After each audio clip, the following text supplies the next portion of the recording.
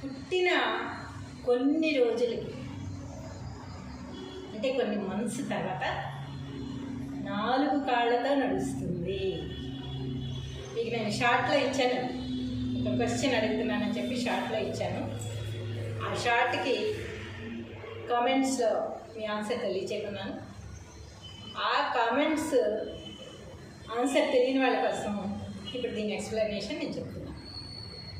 పుట్టిన కొన్ని రోజులకి కొన్ని మంత్స్ అనుకోండి, కొన్ని మంత్స్కి 4 కాళ్ళతో నడుస్తుంది.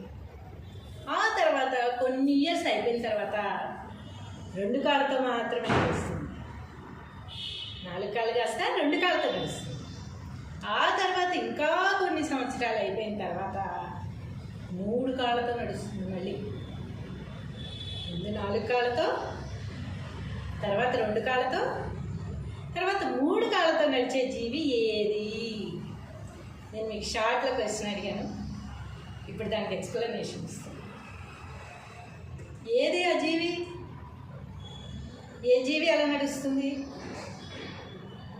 ప్రతి జీవికి 4 కాళ్ళు ఉంటాయి, 4 కాళ్ళతోటే నడుస్తుంది కదా. 2 కాళ్ళు ఉన్న జీవి ఎవరు?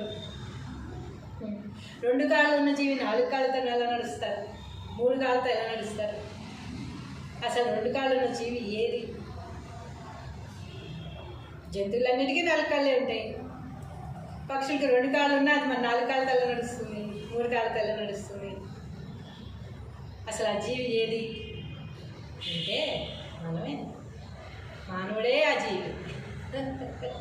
పుట్టిన కొన్ని నెలల తర్వాత ఎలా నడుస్తారు? చేతులు కాళ్ళు 2 పెట్టి కాళ్ళలాగా ఉపయోగించి పాకుతూ ఉంటారు, అంతే కదా. 4 కాళ్ళతో నడుస్తారు.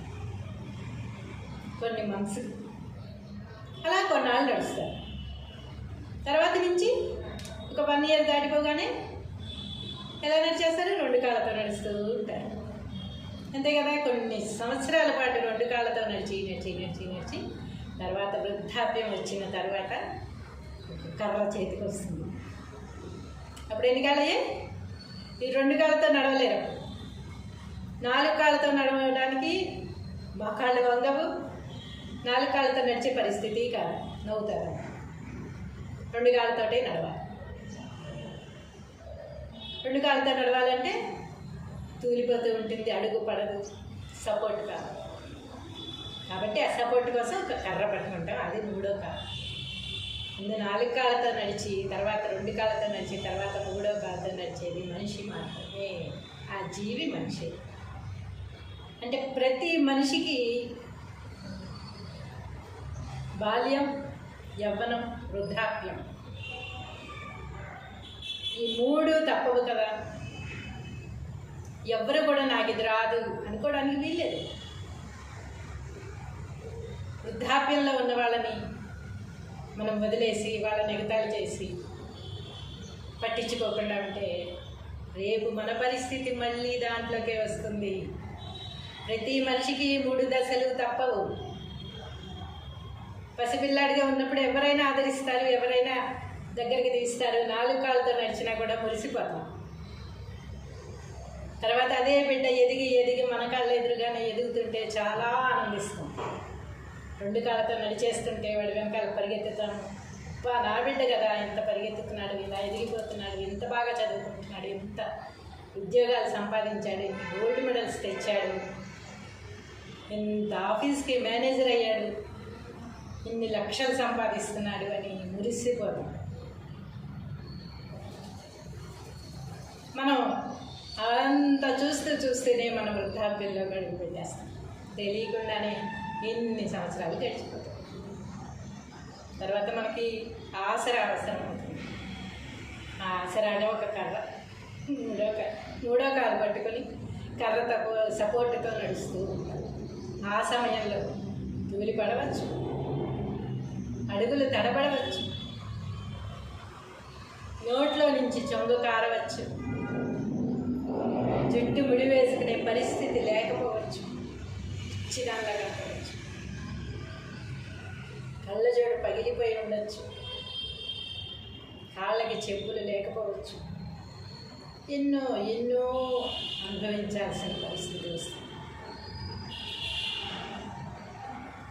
సమయంలో మనం అన్నిటికీ తట్టుకొని భగవన్నామస్మరణ చేస్తూ ఇన్నాళ్ళు మనం చేసిన తప్పులన్నీ వయసులో ఉన్నప్పుడు, యవ్వనంలో ఉన్నప్పుడు మనం చూపించిన అహంకారం, మనం చేసిన పనులు, మనం లెక్క లేకుండా చూసిన తీరు అన్నీ గుర్తు చేసుకుంటూ మననం చేసుకుంటూ భగవంతుడిని ప్రార్థిస్తూ క్షమించమని వేడుకుంటూ వచ్చే జన్మలో అయినా ఇలాంటి దుర్బుద్ధులు నాలో లేకుండా మంచి బుద్ధితో పుట్టించవయ్యా అని వేడుకుంటూ నిరంతరం భగవన్నామస్మరణ చేసుకుంటూ ధ్యానం చేసుకుంటూ నెక్స్ట్ జన్మ కోసం, ఈ జన్మ అయిపోయింది, ఈ జన్మలో ఎన్ని చేసినా మళ్ళీ తిరిగి రావు, అయిపోయింది అంతే, అనుభవించాల్సిందే. బాల్యం వేస్ట్ చేసేసాం, యవ్వనం వేస్ట్ చేసేసాం, వృద్ధాప్యం వచ్చేసింది, తిరిగి చూసేలోపే దాన్ని అనుభవించాల్సిందే, తప్పదు. చేసిన వాటన్నిటికీ ఫలితాలు అనుభవించి తీరాల్సిందే ఈ జన్మలో. కానీ వచ్చే జన్మ బాగా రావడం కోసం ఈ బ్రతికినన్ని రోజులు కూడా భగవన్నామస్మరణ, నెక్స్ట్ జన్మలో నేను ఇలాంటి పాపాలు చేయకుండా నా బుద్ధి ఉంచు, ఇలాంటి దుష్కర్మలు చేయకుండా నన్ను పుట్టించు, నెక్స్ట్ జన్మైనా అందరి మీద ప్రేమానురాగాలు చూపిస్తూ అందరికీ దాన ధర్మాలు చేస్తూ అవసరంలో ఆదుకుంటూ మంచి కార్యాలు చేసేటట్టు నన్ను పుట్టించవయ్యా భగవంతుడా అని ఈ జన్మలో బ్రతికిన నాళ్ళు వేడుకుంటూ నిరంతరం భగవన్నామస్మరణలో ఉంటూ చివరి దశలో కూడా ఇంకాసేపటికి చనిపోతామనగా అయ్యో మన ఆస్తులు ఎక్కడికి పోతాయో, ఎవరికి రాసామో వీళ్ళందరూ బాగా పంచుకు వస్తారో లేదో, లేకపోతే అసలేం సంపాదించలేకపోయామే, అయ్యో వీళ్ళని ఇలాగే వదిలేసి వెళ్ళిపోతున్నాము అని ఇవన్నీ మనసులో లేకుండా తీసేసి నెక్స్ట్ జన్మలో వాళ్ళు ఎవరో మనెవరో తెలీదు, వాళ్ళకి మనకు సంబంధం లేదు, మా ఆస్తులు ఇచ్చాము ఆ ఆస్తులు ఇచ్చాము లేకపోతే ఇవ్వలేదు ఆస్తులు అవన్నీ ఉండవు. ఇంకా వాళ్ళు ఎక్కడో పుడతారు, మనం ఎక్కడో పుడతాం, మనకి వాళ్ళకి సంబంధం అనేది ఉండదు. ఉంటే ఉండొచ్చేమో అసలు ఒకలా మళ్ళీ ఆ బంధం అనేది విడకపోతే మళ్ళీ పుట్టొచ్చేమో, అది తర్వాత అవన్నీ గుర్తుండవు కూడా, అవన్నీ వదిలేసేయాలి. ఇంకా వదిలేసి నెక్స్ట్ జన్మైనా మంచిగా పుట్టించు. చివరి దశలో మనం కేవలం భగవన్నామస్మరణలో మాత్రమే ఉండి బాడీని వెకేట్ చేయగలిగితే కనీసం అట్లీస్ట్ ఒక 10% దీనికంటే బెటర్గా పుట్టచ్చు నెక్స్ట్ జన్మ. ప్రయత్నిద్దాం మరి అందరం.